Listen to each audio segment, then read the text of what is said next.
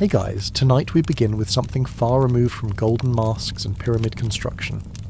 We're stepping into the life of someone history rarely remembers, the average Egyptian. No pharaohs, no grand battles, no monuments, just one ordinary day in ancient Egypt, lived by someone whose name was never carved in stone. So before you get comfortable, take a moment to like the video and subscribe, but only if you genuinely enjoy what I do here. And let me know in the comments where you're tuning in from and what time it is for you. It's always fascinating to see who's joining us from around the world.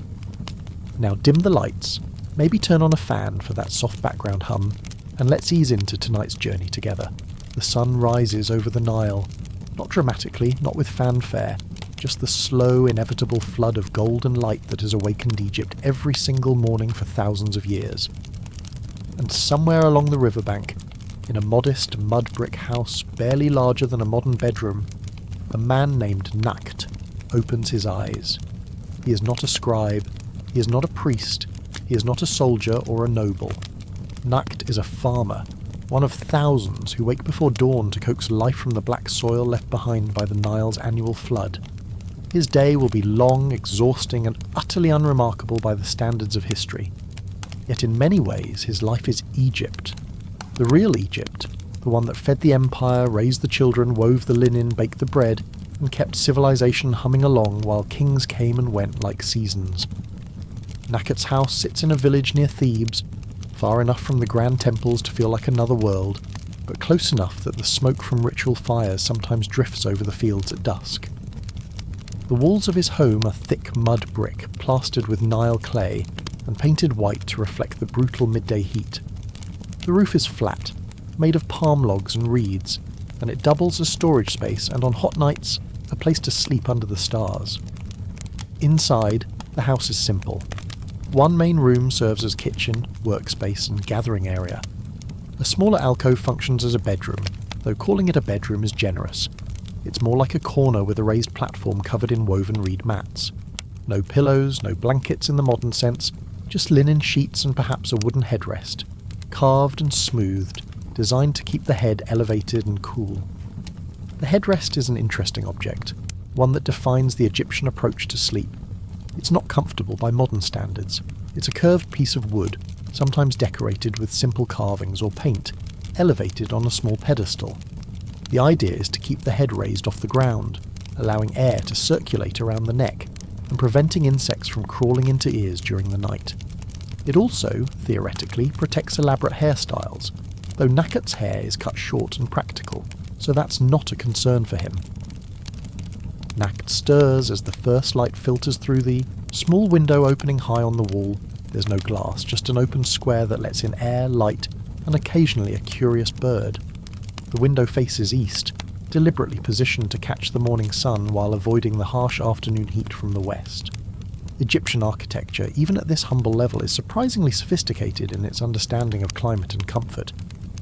He stretches, joints popping softly, and sits up. His body aches in the familiar way it always does, a dull throb in his lower back, a stiffness in his shoulders, the accumulated wear of years spent bent over crops and hauling water. He's perhaps 35 years old, though he doesn't measure his age that precisely. Old enough to have buried his parents, young enough to still work a full day in the fields without collapsing. In Egypt, that makes him middle-aged, maybe older. Life expectancy is not generous here. His wife, Merit, is already awake.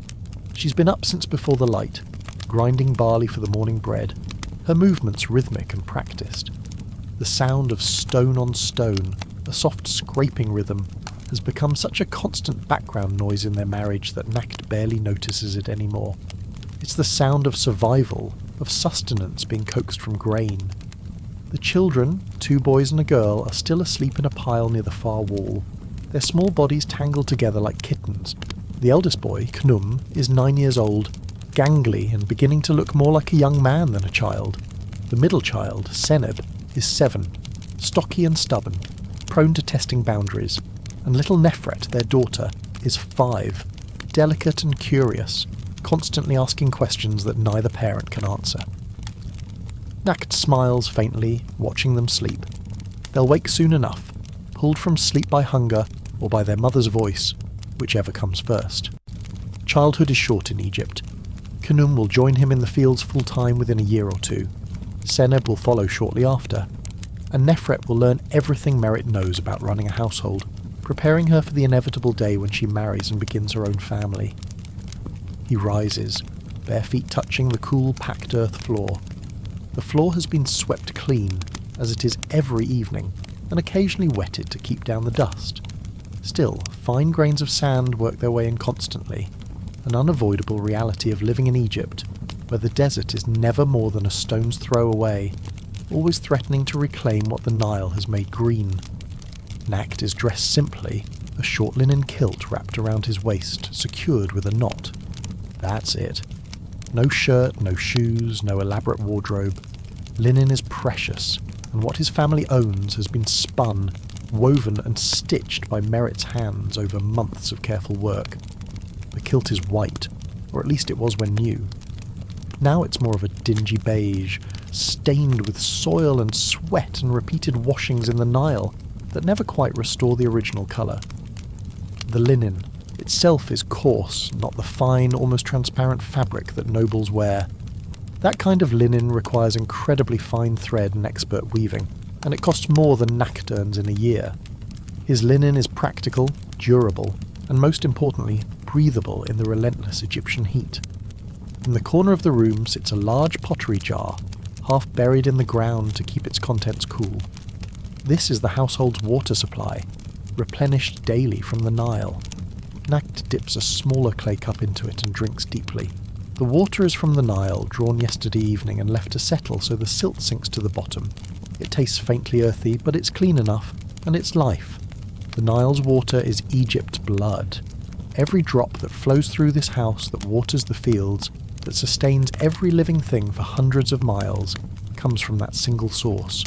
The river is more than geography. It's the reason Egypt exists at all. Without the Nile, this entire civilization would vanish into desert sand within a generation. Nakt understands this in his bones, even if he couldn't articulate it. The prayers he mutters, the offerings he makes at the small household shrine in the corner, the respect he shows the river, all of it springs from a deep primal understanding that the Nile is divine. Not metaphorically, but actually. The river is a god, or the manifestation of a god, and it demands respect, gratitude, and constant attention. He splashes a bit of water onto his face, runs wet fingers through his short black hair, and wipes his hands on his kilt. This is his morning routine. No soap, not yet. Soap exists in Egypt, a mixture of animal fats and salts, but it's expensive and mostly reserved for special occasions or for the wealthy. Daily washing is done with water alone, perhaps with a bit of natron, the naturally occurring salt used for everything from cleaning to mummification.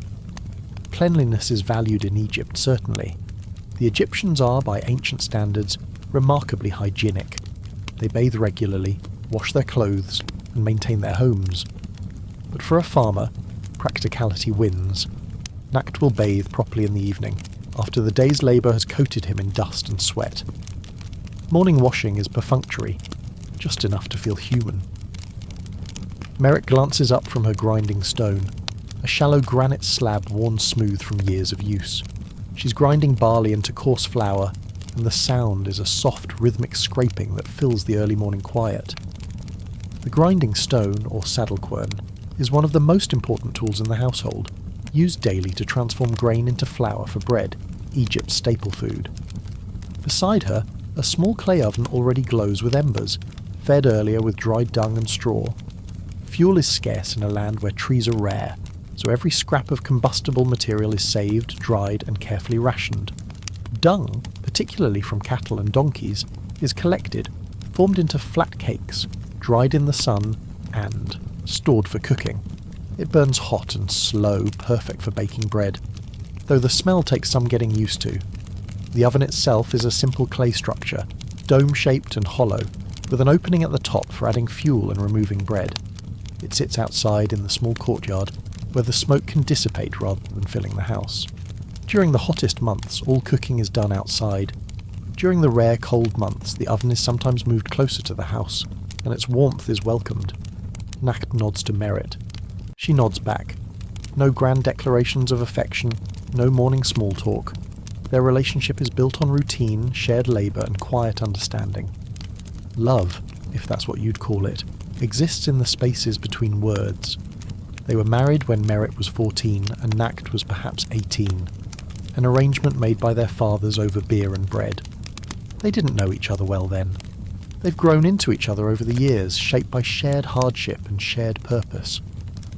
He steps outside into the narrow alley that separates his house from his neighbours. The village is waking up. Somewhere a baby cries, its wail sharp and insistent in the quiet dawn. A dog barks lazily, then goes silent. Roosters, those ancient alarm clocks, announce the dawn with enthusiastic ignorance of how annoying they are. The village rooster population is managed carefully, with only a few allowed to survive to adulthood. Too many roosters means fights, noise and wasted resources. The rest end up in cooking pots.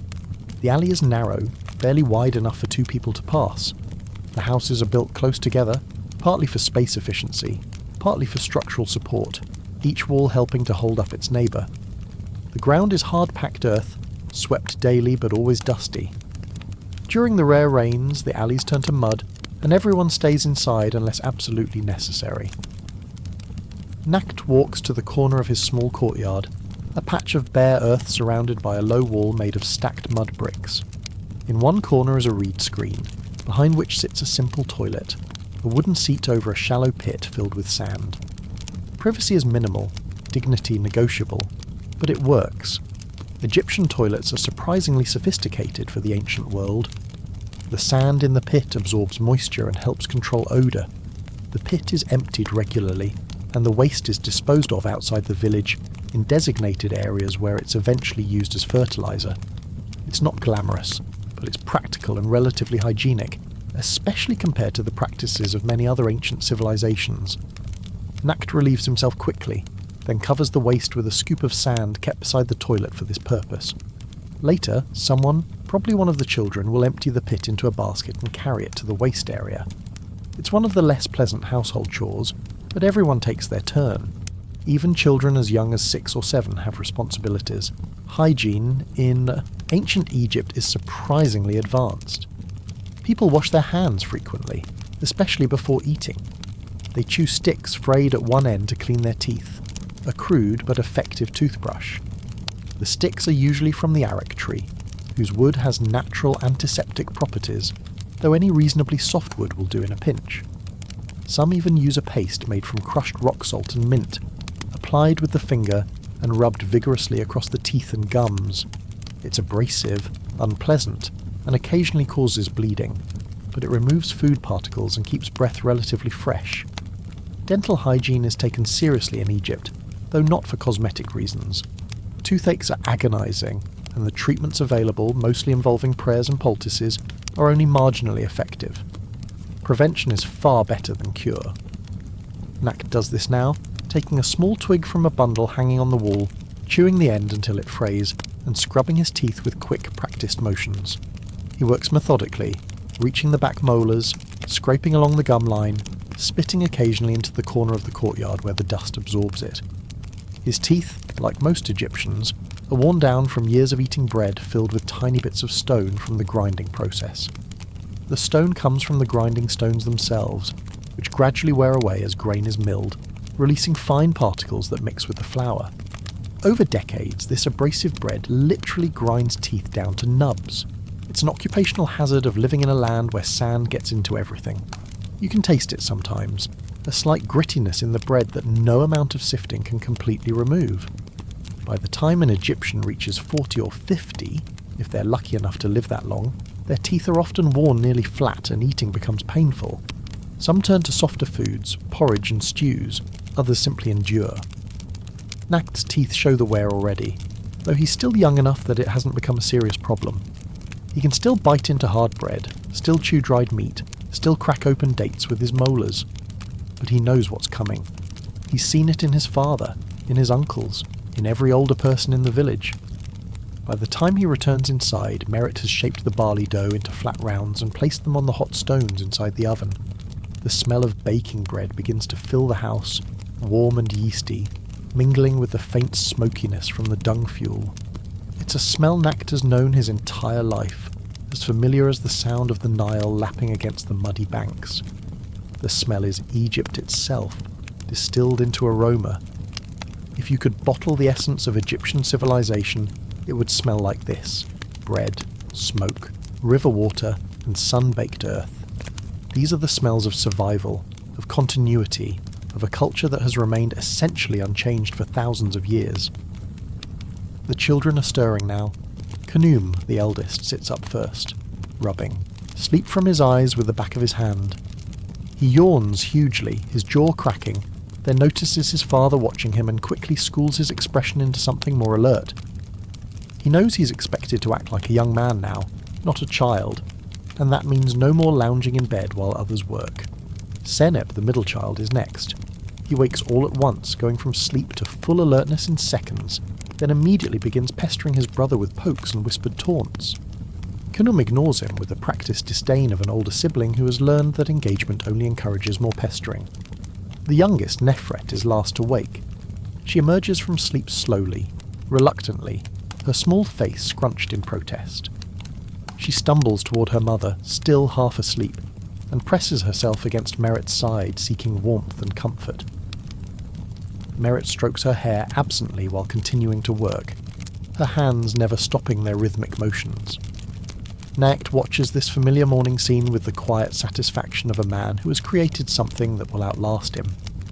These children are his legacy, his immortality. They will remember him, at least for a while. They will tell their children about him, and perhaps their grandchildren will hear his name once or twice before it fades entirely into the past. That's more than most people get. In ancient Egypt, as in all ancient civilizations, the vast majority of people live and die without leaving any trace. No written records, no monuments, no artifacts that archaeologists will ever find. They're born, they work, they raise children if they're lucky, and then they vanish into the earth as completely as if they'd never existed. Nakht knows this, though perhaps not consciously. He's never articulated it to himself in words, but he understands, in the way that all humans understand mortality, that his time is limited, and that his children are the closest thing to permanence he'll ever achieve. Merit pulls the bread from the oven using a flat wooden paddle, the same paddle her mother used and her mother's mother before that. The loaves are golden, slightly scorched on the edges and still steaming. She breaks one open, and the soft, grainy interior releases a puff of fragrant steam. The heat from the bread is intense, almost burning her fingers, but she's used to it. She hands the first piece to Nakht, as tradition dictates. The household head eats first, not out of selfishness, but out of social structure. He is the provider, the one who labours in the fields, and he needs his strength. The second piece goes to Khnum, who at 9 is beginning to do real work and needs sustenance. Then the rest are distributed among the remaining children, and finally Merit takes her own portion, usually the smallest. This hierarchy is so ingrained that no one questions it, not even Merit. It's simply how things are done, how they've always been done, how the gods intended them to be done. To challenge it would be to challenge the fundamental order of the universe, the concept of Mayat that governs all Egyptian life. Mayat is more than just law or custom. It's the principle of cosmic order, the idea that the universe has a proper structure and that everyone and everything has their place within it. When people fulfill their roles, when the Nile floods on schedule, when the sun rises and sets as expected, Mayat is maintained. When these things fall into disorder, when people step outside their proper roles, when nature misbehaves, that's Isfiat, chaos, and it threatens the very foundations of existence. Nakht doesn't think about Mayat in abstract philosophical terms. He doesn't need to. He lives it. Every day, every action, every decision is shaped by an understanding of his place in the cosmic order. He is a farmer. That is his role. That is what the gods intended for him. And as long as he fulfills that role with diligence and respect, he is contributing to the maintenance of Ma'at, to the continuation of order, to the survival of Egypt itself. Breakfast is simple. Bread, a handful of dates pulled from a basket hanging on the wall to keep them away from mice and insects, and more water from the large jar. Occasionally there might be a bit of cheese, crumbly and sharp, made from goat's milk. Today, though, there's none. The goat is being stingy with her milk lately, a fact Merritt has complained about twice this week. The goat is the household's most valuable possession after the house itself. She provides milk, which can be drunk fresh, made into cheese, or occasionally churned into butter. She produces offspring, which can be raised for meat or sold for extra income. And when she eventually dies or becomes too old to produce milk, she can be slaughtered and every part of her used. Meat for eating, skin for leather, bones for tools, even her hooves boiled down for glue. But the goat is also temperamental, stubborn, and prone to eating things she shouldn't. She's currently tied to a post in the courtyard, where she can't reach Merritt's small herb garden or the neighbour's vegetables. She bleats occasionally, a sound that ranges from vaguely annoyed to actively hostile, and she glares at anyone who passes with the intense judgment that only goats can manage. The children find her endlessly entertaining. Seneb likes to tease her, dancing just out of reach while she strains against her rope. Nefret tries to pet her, usually unsuccessfully, and then cries when the goat headbutts her hand away. Khanum, being older and wiser, ignores the goat entirely unless he's been assigned to milk her, a task he performs with grim efficiency and minimal enthusiasm. Nakt eats quickly, mechanically. The bread is filling but dense, the kind of food that sits heavy in your stomach and gives you the energy to work through the morning. He chews slowly, mindful of his worn teeth, savouring the slight sweetness of the dates. The dates are a luxury, actually. Not everyone can afford them, even here in Egypt where date palms are common. But Merritt traded some linen thread for them last week, and she's been doling them out sparingly, making them last. As he eats, he watches the light grow stronger through the window. The quality of light in Egypt is unique, impossibly clear and bright, the result of the dry air and the endless sun. Everything is illuminated with perfect clarity, edges sharp, colours vivid. There's no haze, no mist, no gentle softening. The world is presented in stark, beautiful detail. The day is beginning in earnest now. Soon the village will be alive with activity. Farmers heading to the fields, potters shaping clay at their wheels, weavers working their looms in shaded courtyards, children running errands or playing in the dirt between houses. Life, ordinary and relentless, will continue exactly as it always has. Nakt finishes his bread, drinks one more cup of water, and stands. His workday is calling. The fields won't tend themselves, and the overseer, a man named Amenhotep who works for the local temple, does not tolerate lateness. Not that Amenhotep is cruel, but he has his own pressures, his own responsibilities, his own place in the hierarchy that governs Egypt. Amenhotep reports to a scribe, who reports to a high priest, who reports to a noble, who ultimately reports to the pharaoh himself. This chain of command extends from the humblest farmer to the divine king, connecting every person in Egypt into a vast network of obligation and responsibility. When Nakt fails to show up for work, it doesn't just affect him. It affects the temple's grain supply, which affects the temple's ability to pay its workers, which affects religious festivals, which affects Egypt's relationship with the gods themselves. Everything is connected. Everyone has their role. And right now, Nakt's role is to gather his tools and get to the fields before Amenhotep starts making notes on his wax tablet. Nakt picks up his tools from the corner where they lean against the wall. A wooden hoe, its blade lashed to the handle with tightly wound cord made from palm fibre. A woven basket for carrying soil, seed or harvested crops. A small clay jar filled with water, stoppered with a twist of linen to prevent spilling. These are his instruments, worn smooth by use, as essential to his survival as his own hands.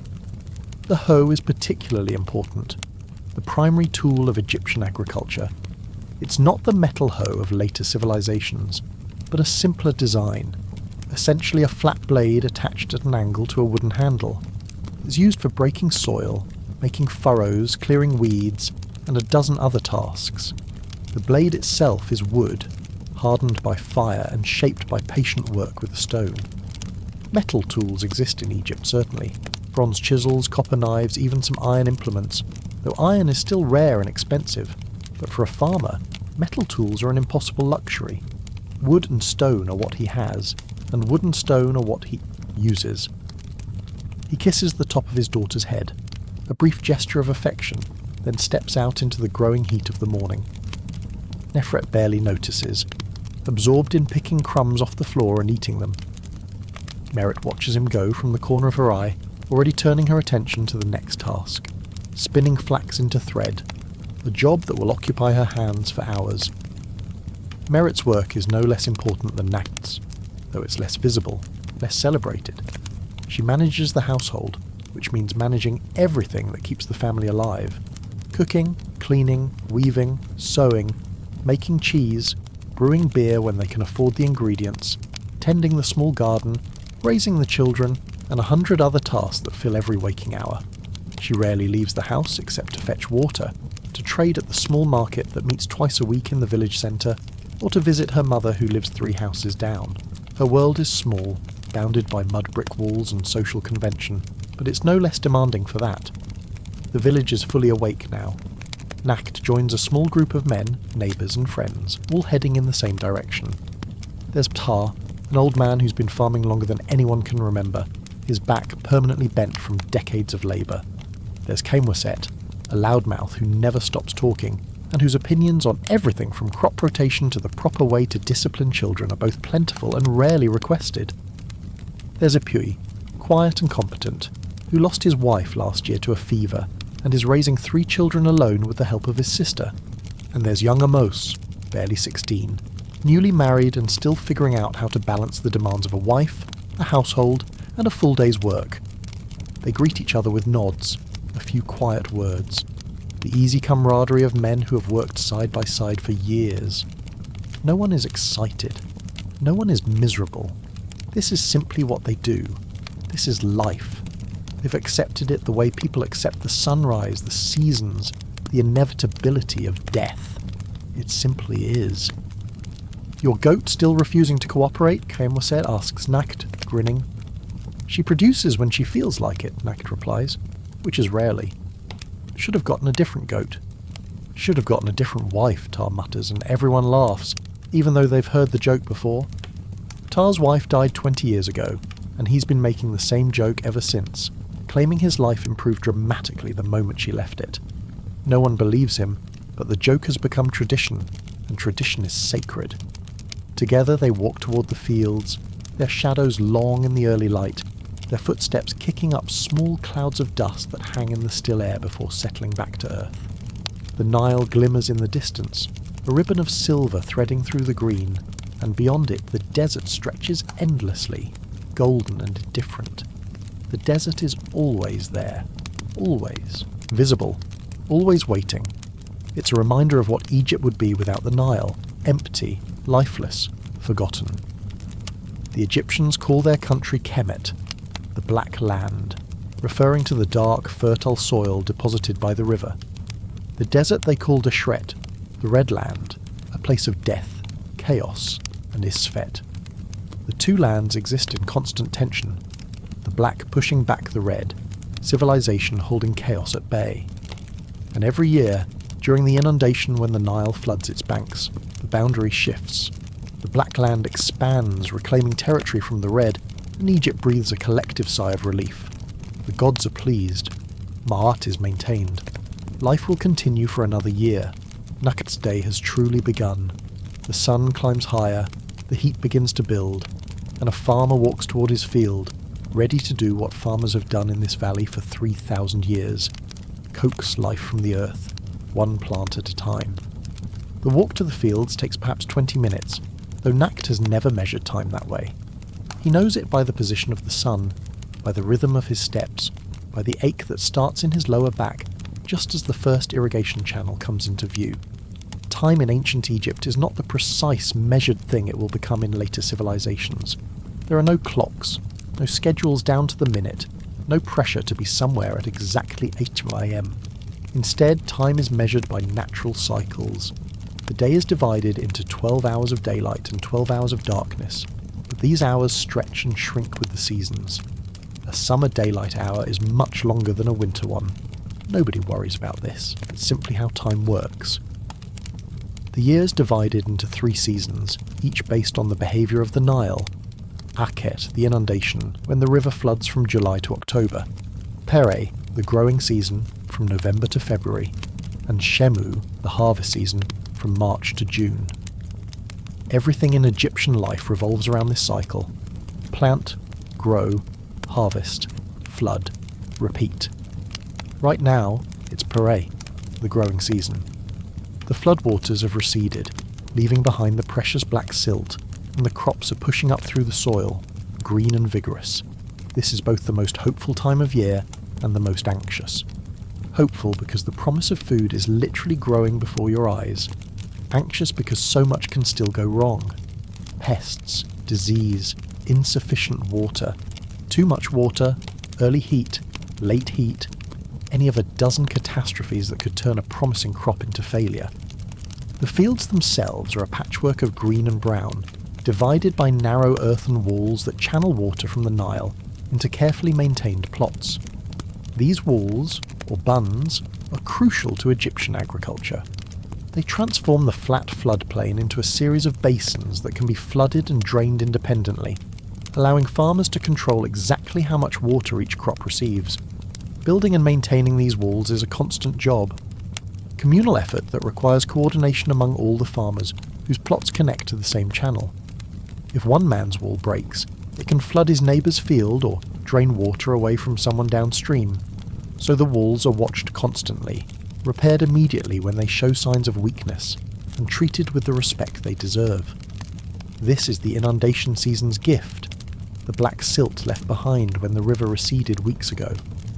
The soil is rich, almost supernaturally fertile, and it transforms Egypt from a barren desert into a breadbasket capable of feeding millions. The soil is so dark it's almost black, crumbly, soft, and so full of nutrients that crops grow with startling vigour. This soil is why Egypt exists. Without it, without the annual deposit of silt from the distant highlands where the Nile begins, Egypt would be just another stretch of Saharan wasteland. But the Nile brings life every year, carrying it thousands of miles from the heart of Africa and depositing it along its banks with the regularity of a calendar. Nakat's plot, assigned to him by the temple that owns the land, is modest. Perhaps half an acre, maybe less. He does not own this land, few people do. Most farmland in Egypt belongs to temples, nobles, or the pharaoh himself. Nakt works it, tends it, coaxes crops from it, and in return, he keeps a portion of what he grows. The rest goes to the temple as taxes, rent, and obligation. The system is straightforward if not exactly fair. Nakt plants barley, mostly, along with some emmer wheat, onions and garlic. When harvest comes, the crops are measured by temple officials. Nakt receives roughly a third of the yield, sometimes a bit more if the harvest is particularly good, or if Amenhotep is feeling generous. The rest goes to the temple granaries. From those granaries, the temple feeds its priests, pays its workers, supports religious festivals, and maintains a reserve against years when the harvest fails. The system has worked for thousands of years, creating a society stable enough to build pyramids and sophisticated enough to develop writing, mathematics, and medicine. But stability comes at a price. Nakt will never be wealthy. He will never own land. He will never escape the cycle of planting and harvesting and taxing. His children will inherit his position, his status, his obligations. Social mobility, while not completely impossible in Egypt, is rare enough to be remarkable. He kneels at the edge of his plot and runs his fingers through the soil. It's still damp, cool to the touch, and it crumbles beautifully in his hand. Good soil. He's lucky this year. Last year his plot was closer to the desert edge, where the soil was thinner and the water harder to manage. This year the gods have been kinder, or perhaps Amenhotep simply allocated the plots more fairly. Either way, Nakt is grateful. Gratitude is an important emotion in Egyptian life, closely tied to religious practice. The Egyptians believe that blessings should be acknowledged, that favours should be repaid, that the proper relationship between humans and gods involves reciprocal obligation. When the Nile floods, humans offer thanks through prayer and sacrifice. When crops grow, humans acknowledge the gods' generosity. When disaster strikes, humans examine their own behaviour to see where they failed in their obligations. It's a worldview that makes sense of suffering and success alike, that provides structure and meaning to lives that might otherwise feel random and chaotic. Nekt may not be able to explain why some years bring good harvests and others don't, but he knows how to respond in either case, with prayers, offerings, and renewed commitment to maintaining Ma'at. Amenhotep, the overseer, is already present, standing near the central irrigation channel, with a wooden staff in one hand and a wax tablet in the other. He's recording attendance, noting who showed up on time and who didn't. The tablet is a small wooden board coated with beeswax, and Amenhotep marks it with a bronze stylus, making notes that can be erased and reused.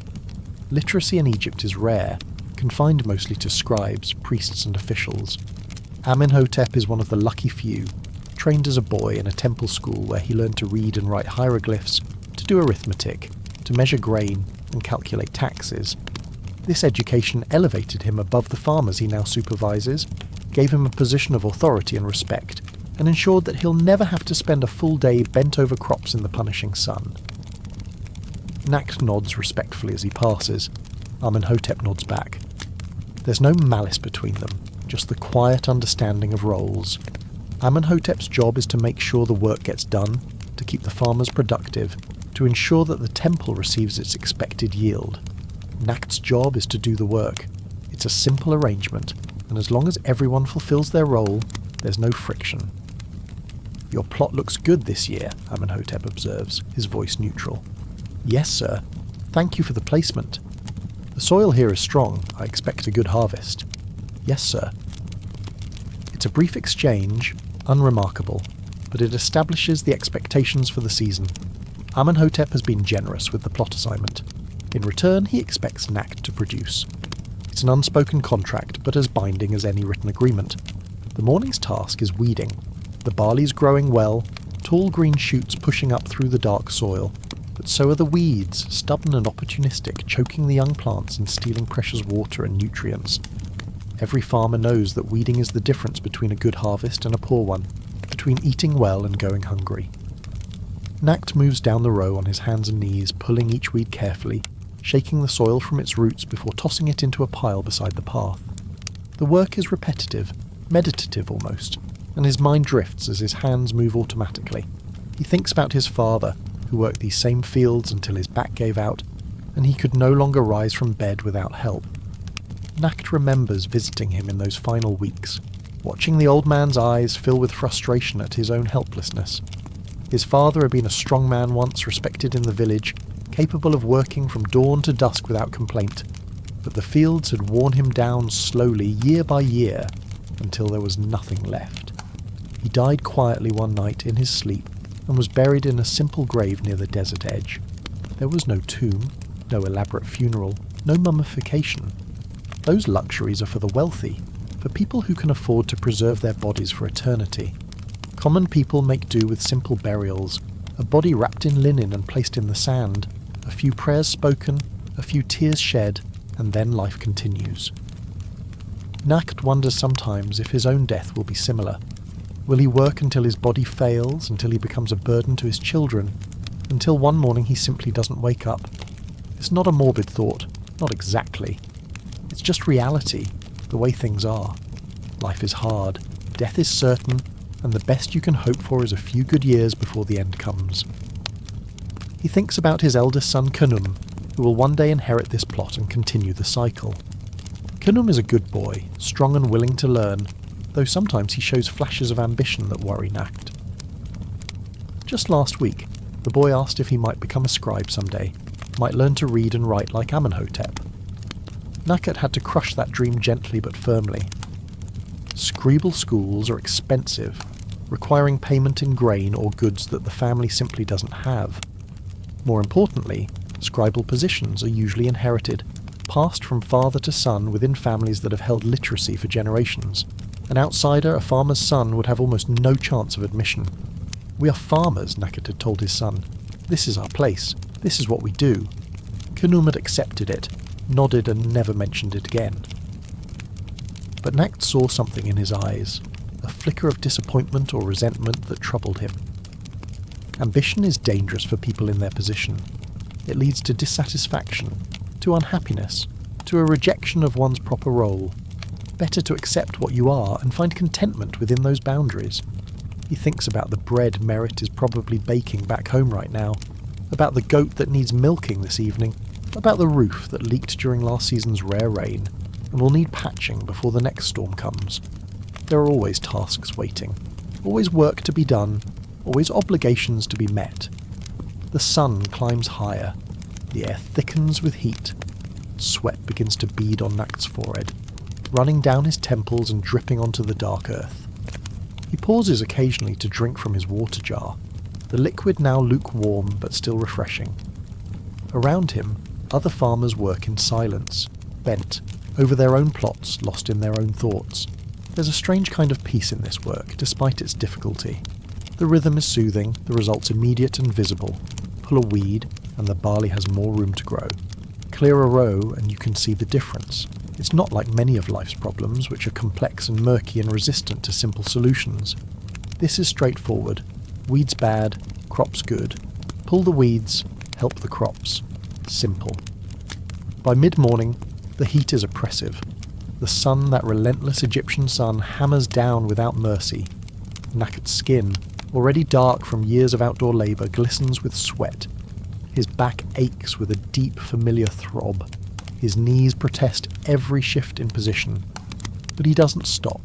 Stopping means falling behind, and falling behind means a smaller harvest, which means less food for his family and potentially angry words from Amenhotep. The relationship between farmers and overseers is complex, built on mutual dependence and mutual wariness. Amenhotep needs the farmers to produce. His own position depends on meeting the temple's quotas. But he also has power over them, the power to assign good plots or bad ones, to judge their work fairly or unfairly, to report infractions to higher authorities. Most overseers, Amenhotep included, are reasonable men who understand that excessive cruelty or unfairness leads to resentment, which leads to poor productivity.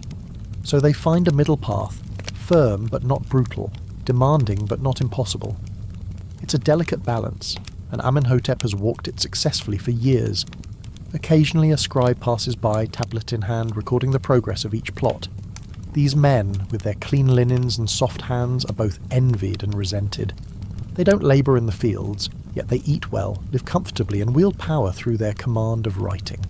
To illiterate farmers, writing seems like a kind of magic, a mysterious power that allows some men to rise above their birth status. Nakt cannot read or write. He knows his name, can recognise a few basic symbols, but the complex hieroglyphs that cover temple walls and official documents might as well be pictures of birds and reeds, which, to be fair, they literally are. The hieroglyphic system combines phonetic signs with pictograms and determinatives, creating a writing system that's both beautiful and maddeningly complex. Learning to read and write hieroglyphs takes years of study, memorizing hundreds of signs and their various meanings, learning the rules for combining them, practicing endless writing exercises on pieces of broken pottery or wooden boards. It's a full-time commitment, possible only for boys whose families can afford to send them to scribble school and forgo their labour for years. The scribe marks something on his tablet and moves on without speaking. Nakt watches him go, then returns to his weeding. There's no use dwelling on what he is not, on opportunities he never had, on paths that were closed before he was even born. He is a farmer. That is his place. That is his purpose. And there is, he tells himself, honour in that. Egyptian society is built on this acceptance of hierarchy. Everyone has their role, their place in the social order that stretches from the gods at the top down through the pharaoh, the nobility, the priests, the scribes, the artisans, the farmers, and finally the slaves at the bottom. It's not a cruel system, not exactly. It's simply how things are, how they've always been, how they must be for Met to be maintained, and there are compensations for those at the bottom. Nakt may not be wealthy, but he has a home, a family, enough to eat most years. He has the respect of his neighbours, the satisfaction of useful work, the knowledge that he is contributing to something larger than himself. These are not nothing. For many people throughout history, these would be considered great blessings. Around midday, Amenhotep calls for a break. The men gather in the shade of a small grove of date palms near the irrigation channel, grateful for even the thinnest slivers of shadow. The palms offer blessed relief from the sun's assault, their fronds rustling in a breeze too faint to feel at ground level. They sit in a loose circle, passing around water jars and sharing what little food they brought. Nakt pulls a small cloth bundle from his basket.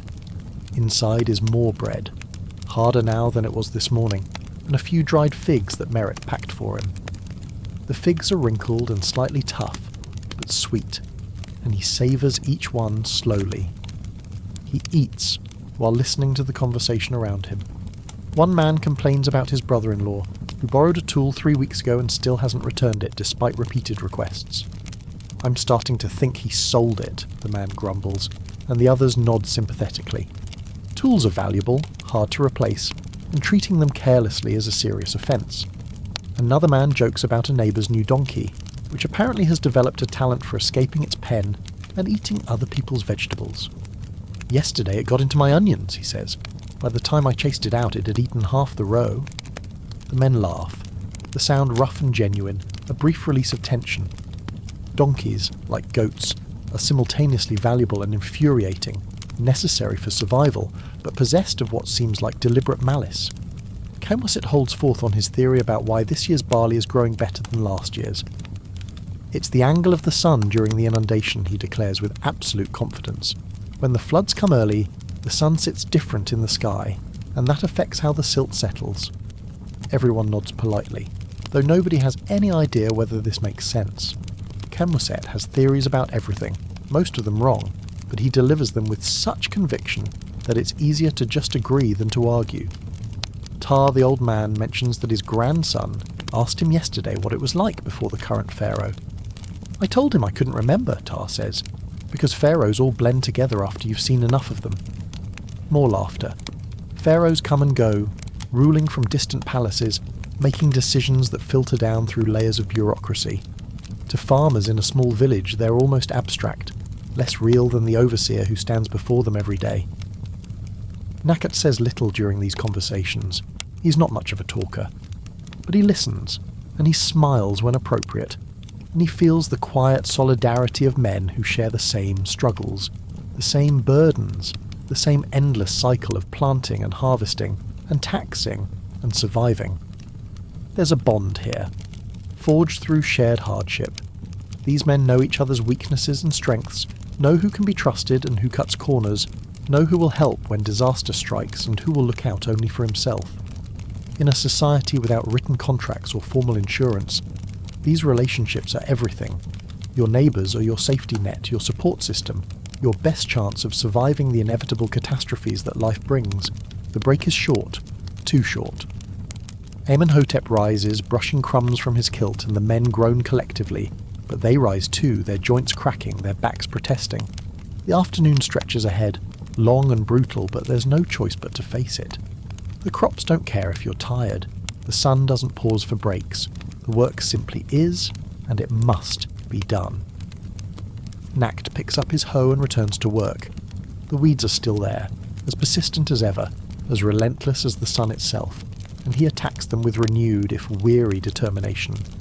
His hands move automatically now, pulling, shaking, tossing, pulling, shaking, tossing, over and over until the motions blur together and time itself seems to dissolve into the heat and the ache and the endless repetition.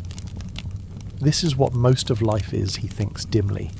Not dramatic moments or great events, but this, repetition, endurance. Small victories earned through persistent effort. Pull 1,000 weeds and your crop grows better. Do it again next week, and the week after, and the month after. Success in farming, as in life, comes from showing up every day and doing the work, even when you don't want to, even when every muscle screams for rest. By late afternoon, the worst of the heat has passed, though past is a relative term. It's still brutally hot, just slightly less brutal than midday. Nakt is utterly spent. His back is screaming. His hands are raw, the skin cracked and bleeding slightly in places. His throat is dry despite the water he's been sipping all day. The inside of his mouth feels like sand and his head aches with the beginning of what might be sunstroke if he's not careful. But the plot is clean. The barley stands tall and green, freed from the strangling grip of weeds, and for a moment Nakt allows himself a flicker of satisfaction. This is his work, his contribution. When this barley is harvested, some of it will feed his family. Some will go to the temple, where it will be ground into flour, baked into bread, and distributed among priests and workers. Some might even reach the pharaoh's own granaries, becoming part of the vast reserves that keep Egypt stable through lean years. In this way, Nakht is connected to the entire kingdom. His labour, performed in this tiny plot in an anonymous village, ripples outward through the economy, through the religious system, through the bureaucracy that holds Egypt together. He's a thread in a vast tapestry, individually insignificant but collectively essential. Without him and thousands like him, the whole system would collapse. Amenhotep walks the rows one final time, his shadow long in the declining sun, his eyes sharp as he assesses each farmer's progress. When he reaches Nakht's plot, he pauses, examining the neat rows of weed-free barley, then nods approvingly. "Good," he says simply, high praise from a man not known for wasting words. "The temple will be pleased." "Thank you, sir." "Same time tomorrow. We'll be working the northern plots." "Yes, sir." It's a brief exchange, but it carries weight. Nakht has met expectations. His work has been noted and approved. This means his position is secure, at least for now, and his family's share of the harvest is safe. In a precarious world where so much can go wrong so quickly, this small affirmation is genuinely meaningful. The other farmers are finishing up as well, gathering their tools, emptying the last of their water jars into parched throats, stretching sore muscles. They drift toward the village in small clusters, shoulders slumped, feet dragging. But there's a quiet pride in their exhaustion. They've done their part. They've honoured their obligations. The fields will produce and the cycle will continue. This is the victory they can claim. Not glory, not wealth, not fame, but the simple fact of completion. The work is done. The day is survived. Tomorrow, they'll do it again. Nakht walks home slowly, feeling every one of his 30-some years in every joint and muscle. The sun is lower now, painting the sky in shades of orange and pink, transforming the ordinary landscape into something briefly beautiful. The Nile reflects the sunset, turning copper and gold, and even the mud brick houses seem to glow. He passes through the village, nodding to familiar faces, dodging a pack of children playing some incomprehensible game involving a leather ball and a lot of shouting. The children are filthy, covered in dust, their hair wild, but they're happy, lost in that complete absorption that only children can achieve. Nefret is among them, her small voice rising above the others as she argues some point about the rules. Nakht smiles watching her. She's so small, so vulnerable, and yet so fierce. She reminds him of Merit at that age, though he didn't know Merit then, but he imagines she must have been similar, determined, quick to anger, slow to back down. When he reaches his house, Merit is outside, sitting on a low stool, spinning flax. The spindle twirls in her hands with hypnotic precision, the raw plant fibre transforming into fine thread through skill that took years to develop.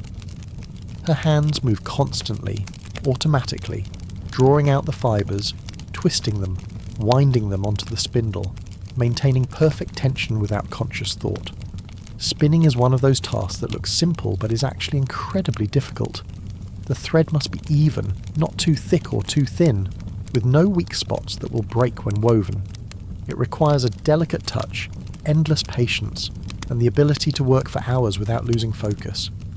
Merit has been spinning since she was 6 years old, and her thread is among the finest in the village, sought after by weavers who know quality when they see it.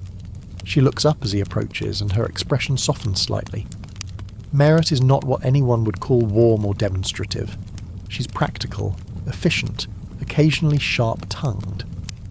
But Nakht has learned to read the subtle signs of her affection. The slight relaxation around her eyes when she sees him, the way she tilts her head when she listens to him speak, the small gestures of care woven through her daily routine. "Long day?" she asks, though she already knows the answer. It's always a long day. "Always," Nakht replies, setting down his tools with a sigh of relief. His shoulders immediately feel lighter, as if the tools carried some weight beyond their physical mass. She gestures toward a large pottery basin near the doorway. "I fetched water. It's still cool." This is love in ancient Egypt, expressed not through words, but through actions. Merit could have waited for Nakht to fetch his own water, She has plenty of work to occupy her. But she walked to the Nile, filled the heavy jar and carried it back, anticipating his need. That's affection, even if she'd never call it that. Nakt kneels beside the basin and splashes water onto his face, his neck, his arms. The coolness is shocking and wonderful, washing away layers of dust and sweat, revealing skin beneath. He dunks his entire head into the basin, holding his breath, letting the water envelope him completely for a few precious seconds. When he surfaces, gasping and grinning like a child, water streaming down his chest and back, Merit shakes her head with amused exasperation. "You're getting the courtyard wet. It'll dry. It always does. You're like the children. The children have the right idea." She returns to her spinning, but he can see the hint of a smile playing at the corners of her mouth. After years of marriage, these small moments of levity are precious, brief interruptions in the relentless seriousness of survival. Nakat sits on the ground beside her, dripping and content, his back against the warm mud brick wall. This, he thinks, is perhaps the best part of the day. The work is done, the evening is calm, his family is near. For a few precious hours he can simply exist without the weight of obligation pressing down on him. The village is settling into its evening rhythm. Smoke rises from cooking fires. The smell of baking bread drifts on the breeze, mingling with other cooking odours, onions frying, fish being grilled, the pungent aroma of garlic. Voices float through the air, conversations, laughter, the scolding of children, the bleating of goats being herded home for the night. Inside the house, he can hear the children beginning to pester their mother about dinner. Their voices are high and insistent, rising in volume and urgency as their hunger grows. Nakt smiles, listening to them. Some things never change. Children are always hungry. The sun always rises. The Nile always floods. And farmers always ache at the end of the day. He leans back against the wall, closes his eyes, and lets the last warmth of the sun soak into his tired bones. His mind drifts, emptying of thought, achieving a kind of peaceful blankness that's as close to rest as he'll get until sleep claims him.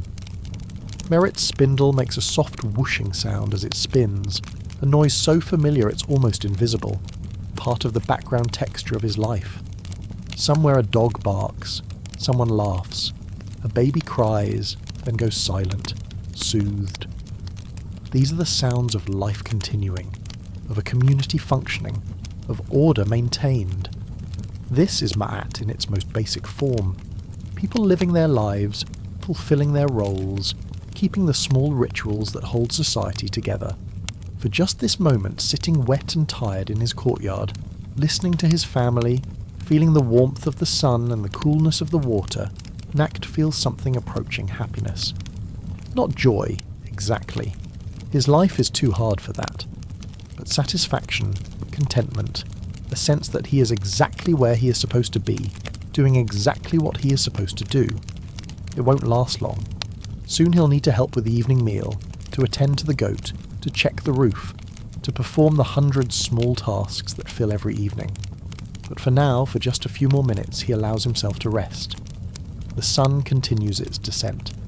The sky deepens from pink to purple to deep blue. The first stars appear, faint at first, then growing brighter as the darkness deepens. And in a small house, in a nameless village beside the eternal Nile, an ordinary man prepares to face another evening in a life made of ordinary evenings, each one precious, each one the same, each one irreplaceable. This is the life history forgets, but it is no less real, no less important, no less worthy of remembrance than the lives of kings. And for Nakt, it is everything. It is all he has, all he is, all he will ever be. And tonight, for this one perfect moment, it is enough.